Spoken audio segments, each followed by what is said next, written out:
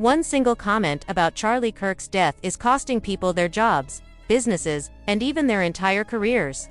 And trust me, what I'm about to show you will shock you. When I recently produced a video on this topic, I focused on the way certain Black individuals, including some serving in the military, reacted to the passing of Charlie Kirk. Their responses ranged from mocking comments to outright disrespectful remarks. And the aftermath of those choices has been both swift and severe. What struck me most, and what I wanted to unpack in greater detail, was not only the content of their remarks, but also the consequences that followed. In today's environment, where every thought posted online can be captured, screenshotted, and spread at lightning speed, the boundaries between personal expression and professional responsibility have become razor thin. Let's start with the reactions themselves. Many of the comments I came across weren't just people disagreeing with Kirk's politics or legacy. They went further into celebratory tones, insults, or statements that almost glorified his death. For some, this may have felt like a moment of catharsis, a release of pent-up frustration towards someone they viewed as an antagonist to their values and communities. Yet, what they failed to recognize is that expressing that kind of sentiment publicly, especially under your real name or tied to your professional identity, is like handing your employer and the wider internet the very rope with which to pull your reputation apart. The military, in particular, has strict codes of conduct that don't disappear just because someone is off duty and scrolling Twitter. Service members are seen as representatives of the institution at all times, and when their words cross into territory that can be perceived as unprofessional, hateful, or politically inflammatory, repercussions are almost guaranteed. What I emphasized in my video is that the backlash these individuals experienced wasn't just about the death of Charlie Kirk himself. It was about what his name symbolizes to different groups in America. To conservatives, Kirk was more than a political commentator. He was a figurehead, someone who had built a movement and stood for ideas they believed were under attack. For those people, seeing others mock his death felt like a direct insult not only to Kirk but to themselves, their beliefs, and the broader identity they shared. That's why the response was so fierce. Employers, schools, and institutions were flooded with complaints, screenshots, and demands for accountability. And in many cases, the organizations had little choice but to respond quickly, fearing backlash if they did single quotes. Now, it's important to step back and recognize the larger pattern here. We live in an era where cancel culture is not just a buzzword but an everyday reality. What used to be private conversations among friends now take place in digital spaces that are permanent, searchable, and shareable. If you say something controversial, even in jest, it can be weaponized against you within hours. That's exactly what happened to many of these individuals. Their comments about Kirk spread far beyond their immediate circles and landed in the laps of people determined to make an example out of them. Whether fair or not, the results were the same: lost jobs, deleted accounts, damaged reputations, and careers thrown into uncertainty. For Black individuals in particular, the situation becomes even more complex. Historically marginalized voices often feel a deep sense of frustration when confronted with figures like Kirk, who represented ideas many believed were harmful to their communities. That frustration can boil over, especially online, where platforms encourage quick, emotional responses rather than measured reflection. Yet, as I pointed out in the video, the playing field is not level. A comment made in anger or grief might feel momentarily satisfying, but the fallout is rarely shared equally.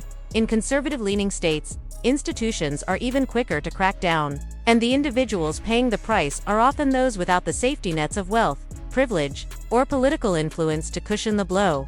What happened in the wake of Kirk's passing is a stark reminder of just how unforgiving the digital landscape has become. The individuals I highlighted likely didn't expect their remarks to reach millions of people. They probably thought they were talking to their small network of friends or followers. But the truth is that anything posted online exists in a public arena, ready to be plucked, reshared, and magnified. Once that happens, control is lost. And when the comments are about someone viewed as a martyr or hero by a powerful group, the consequences escalate tenfold.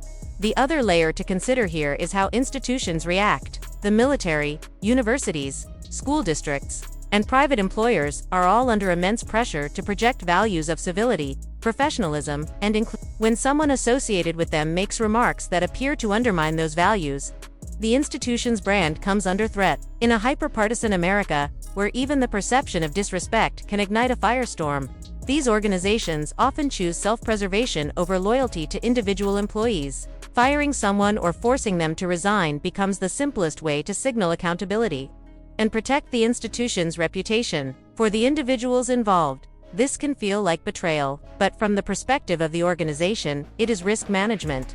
And so, what began as a few offhand remarks by individuals, remarks that probably felt small in the moment, turned into life-changing events. Accounts were deleted not out of guilt alone, but because of the flood of harassment, scrutiny, and doxing that followed. Jobs were lost not because people disagreed with Kirk's politics, but because institutions feared being branded as sympathetic to hate or political violence. Families were impacted as breadwinners suddenly faced unemployment. All of this cascaded from a decision to hit post without considering the wider consequences. In reflecting on this, I can't help but point out the broader lesson. Social media is no longer a private diary or a casual gathering space. It is a stage, and everything you say on that stage is subject to judgment by an audience far larger and far less forgiving than you might imagine. The individuals I discussed in the video learned that lesson the hard way. Their disrespectful reactions to Kirk's death weren't just seen as personal opinions, they were interpreted as public statements with professional and political weight. The irony, of course, is that many of the same people who celebrated Kirk's death likely believed they were exercising their right to free speech. And technically, they were. But free speech does not mean freedom from consequences, especially not in today's digital age. Employers have the right to protect their reputations.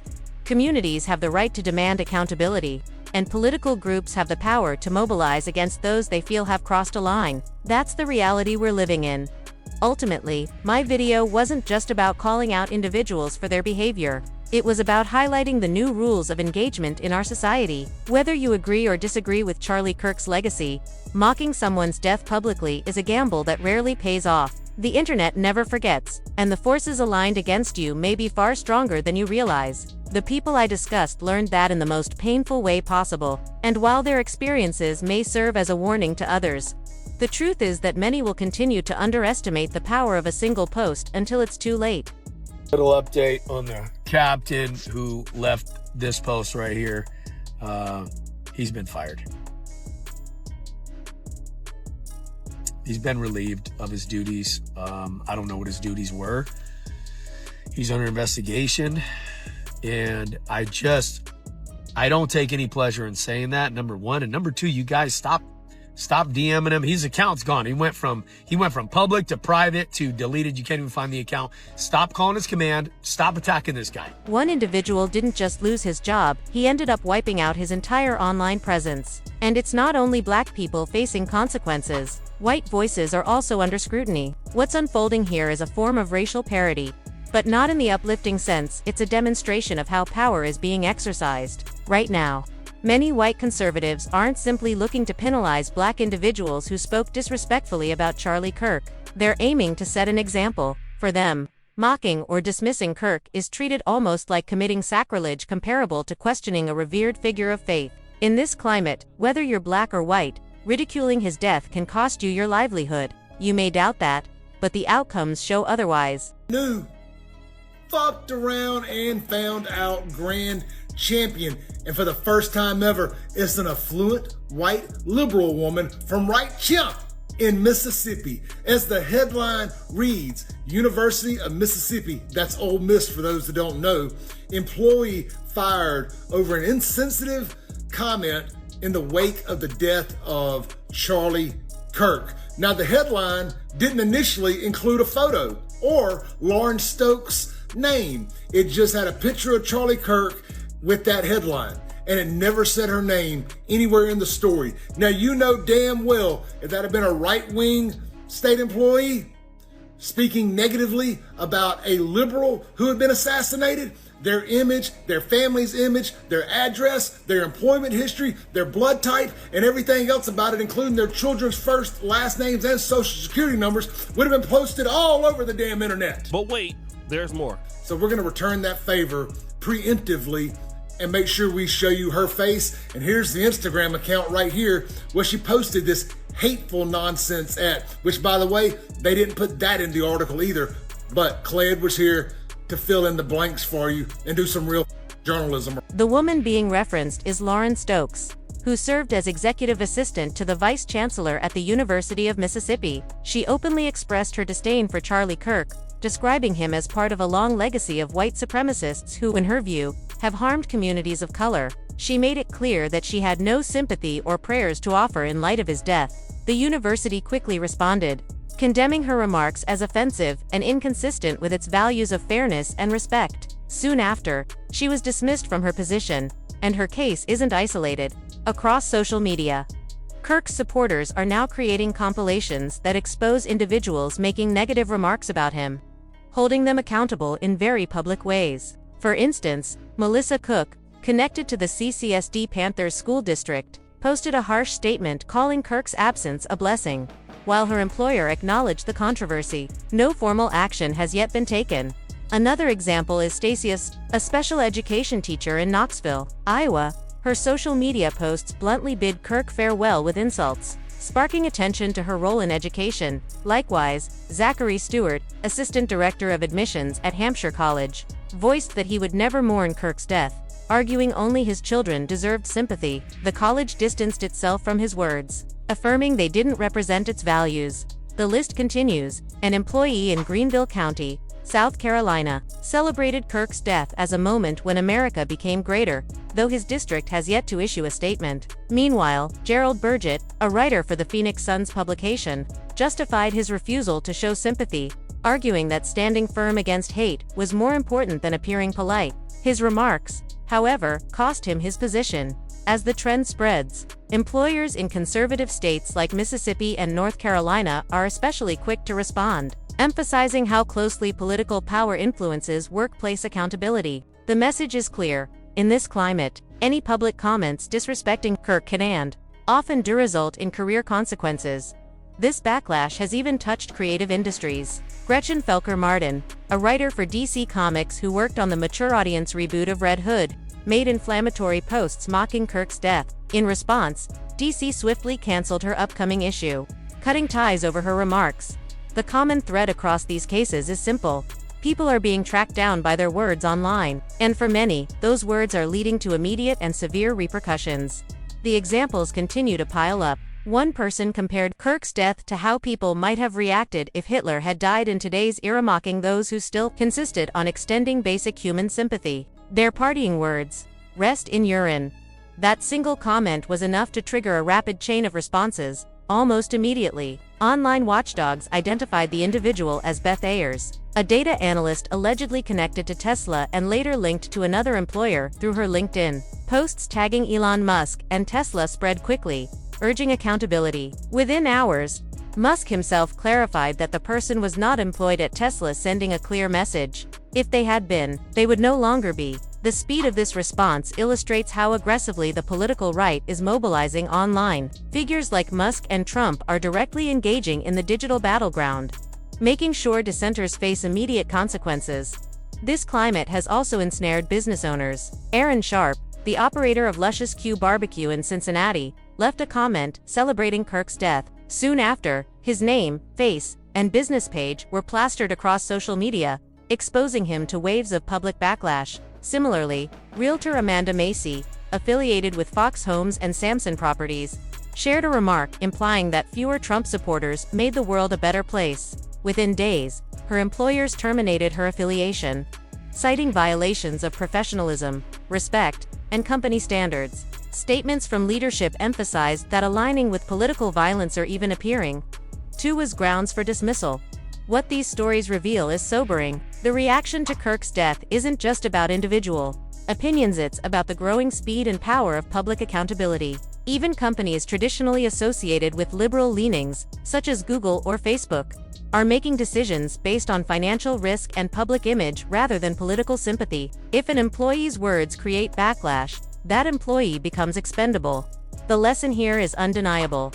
No matter your race, your background, or where you fall on the political spectrum, the words you choose to share online can put your entire livelihood at risk. Teachers, government employees, business owners, service members, absolutely no one is exempt from this reality. What we're witnessing right now is a climate where digital footprints aren't just casual expressions of opinion anymore. They're receipts. And when power is consolidating politically, culturally, and economically, the consequences of a stray post or offhand comment are only intensifying.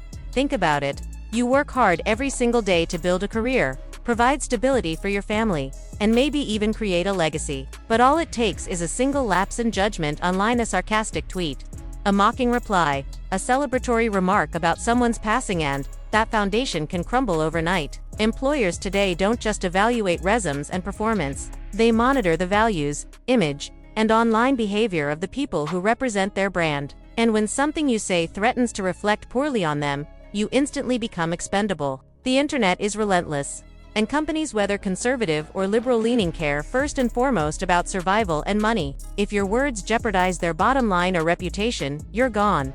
This isn't paranoia. It's the lived reality for countless individuals caught up in these online firestorms. What many fail to realize is how quickly things spiral. A comment you thought was harmless or private might get screenshotted by someone who disagrees with you. That screenshot makes its way into a larger group, then into the hands of activists or watchdogs eager to expose you. Within hours, your employer's inbox is flooded with demands for action. And from the perspective of your boss, the choice is simple: protect the company's reputation, or protect you. Guess which option wins almost every time? What's even more sobering is that this happens across industries. A teacher making a biting remark online can find themselves hauled into a school board meeting. A soldier's comment on Twitter can trigger disciplinary action under the Uniform Code of Military Justice. A business owner posting a political meme risks losing customers who screenshot it and circulate it to boycott campaigns. Even creatives, writers, artists, musicians, are not immune. When their employers or publishers fear being associated with controversial views, they're quickly dropped. The digital space has blurred the line between personal and professional life to the point where there is almost no line at all. That's why it's so important, especially now, to recognize the permanent weight of every word you put into the digital ether. Once your words are out there, you no longer control them. They don't belong to you anymore, they belong to the internet. And the internet is ruthless in how it stores, spreads, and weaponizes those words. People can dig them up years later, strip them of context, and frame them in the harshest possible light. It doesn't matter what you meant. What matters is how others choose to interpret and publicize it. So before you post anything on Instagram, Twitter, Facebook, TikTok, or even in a public comment thread, pause. Ask yourself, if my boss, my clients, or my future employer saw this, would I be okay with that? Because in today's climate, that's not a hypothetical, it's the reality. Even a casual, joking remark can snowball into consequences that change your career, your finances, and your reputation forever. What feels good in the moment may feel devastating when the bill comes due. At the end of the day, this isn't about silencing yourself or living in fear. It's about wisdom. It's about understanding that freedom of speech doesn't mean freedom from accountability. You can say whatever you like, but you cannot dictate how others respond, or how those responses ripple into your professional life. Exercising restraint doesn't make you weak, it makes you strategic, and strategy is what you need to survive in an era where everything is public, permanent, and politicized. That wraps it up for today's discussion. I'm Dee Jackson, and this has been another episode of Celebrity Drunk.